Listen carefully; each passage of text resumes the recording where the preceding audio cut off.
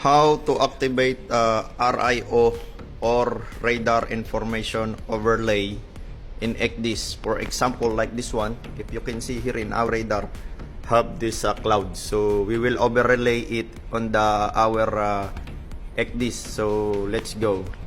So first, go to menu. Then after that one, go to view. Then options.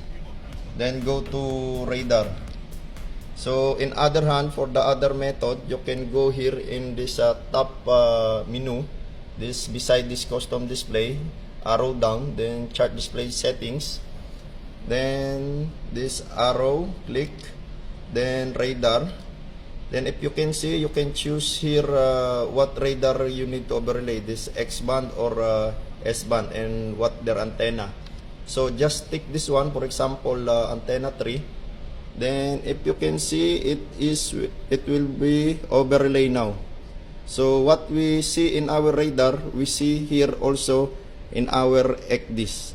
So usually this RIO we activate during departure, arrival, in congested waters, pilotage, and coastal waters.